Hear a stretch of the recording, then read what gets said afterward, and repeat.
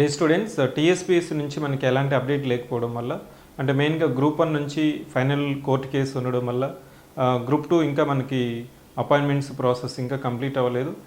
ఇలాంటి నేపథ్యంలో స్టూడెంట్ ఏమనుకుంటున్నాడంటే నేను నిద్రపోతా. ఫస్ట్ ఆప్షన్ ఏంటంటే టీఎస్పీఎస్సీ నుంచి ఎలాంటి అప్డేట్ లేదు, గవర్నమెంట్ నుంచి ఎలాంటి స్పందన లేదు. కొంతమంది మనకి సోషల్ మీడియాలో కానీ ప్రొటెస్టులు కానీ ధర్నాలు కానీ చేస్తున్నారు. నెక్స్ట్ ఆప్షన్ వచ్చి మేజర్గా నోటిఫికేషన్ వచ్చిన తర్వాత చూద్దాం. ఇలా ఫస్ట్ 2 ఆప్షన్స్ కానీ మనం చేస్తే ఎలాంటి ఉపయోగం అనేది లేదు. థర్డ్ ఆప్షన్ ఏంటంటే నాకు ఏం చేయాలో అర్థం కావడం లేదు. గ్రూప్స్ ప్రిపేర్ అవ్వాలా, లేకపోతే వేరే కాంపిటేటివ్ ఎగ్జామ్స్కి ప్రిపేర్ అవ్వాలా, లేకపోతే యూపీఎస్సీకి ప్రిపేర్ అవ్వాలా, అలాంటి థర్డ్ కేటగిరీ ఆఫ్ స్టూడెంట్స్ కోసం ఈ వీడియో చేస్తున్నాను. ఇక నేనేం చెప్తున్నానంటే ఫస్ట్ ఎవరైతే ప్రిపరేషన్ స్టార్ట్ చేయాలి, రీస్టార్ట్ చేయాలి. ఎందుకంటే మనకి నోటిఫికేషన్ వచ్చిన తర్వాతనో లేకపోతే ఈ కోర్టు కేసెస్ క్లియర్ అయిపోయిన తర్వాత ప్రతి ఒక్కరూ ప్రిపరేషన్ అనేది యాక్టివ్గా చేస్తారు, ప్రొయాక్టివ్గా చేస్తారు. ఇప్పుడు నుంచి ప్రిపరేషన్ చేయాలంటే ఏంటి? ఫస్ట్ మీరు ప్రిలిమ్స్కి అయినా మెయిన్స్కి అయినా పీవైక్యూస్ సాల్వ్ చేయాలి. ఈ పీవైక్యూస్ యూపీఎస్సీ పీవైక్యూస్ కావచ్చు. యూపీఎస్సీ పీవైక్యూస్లో కూడా డిఫరెంట్ ఎగ్జామ్స్ యూపీఎస్సీ పెట్టింది. సివిల్ సర్వీసెస్ ఎగ్జామ్స్, అదేవిధంగా CDS exam, next CAPF exam, ఇట్లా మనకి ఏసీఏఐఓ ఎగ్జామ్, ఇట్లాంటి ప్రీవియస్ ఇయర్ క్వశ్చన్స్ అంతా సాల్వ్ చేయాలి. ఈ సాల్వ్ చేయడం వల్ల అడ్వాంటేజ్ ఏంటంటే మనకి కాన్సెప్చువల్ క్లారిటీ వస్తుంది. నెక్స్ట్ వచ్చి current affairs. Next concentric circle ఏంటంటే current affairs. Current affairs of latest 6 months అనేది ఆ సబ్జెక్ట్కి తగినట్టు మనము రివిజన్ చేసుకోవాలి.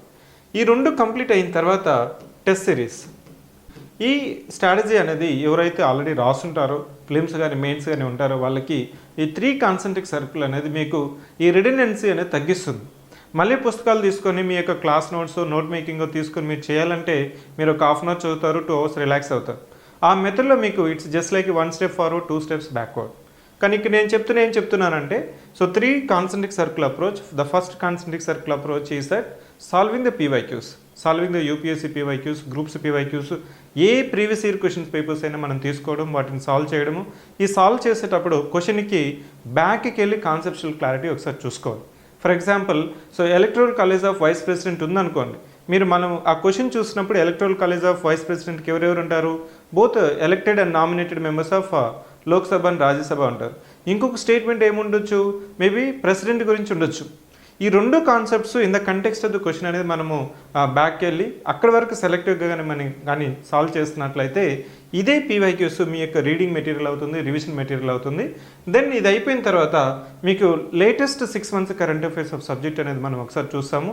దెన్ టెస్ట్ సిరీస్ కానీ మీరు సాల్వ్ చేశారంటే మీరు ప్రిలిమ్స్లో లాస్ట్ టైం ఇబ్బంది పడినా, మెయిన్స్లో ఇబ్బంది పడినా కొంతవరకు ఇంప్రూవ్మెంట్ అనేది ఉంటుంది.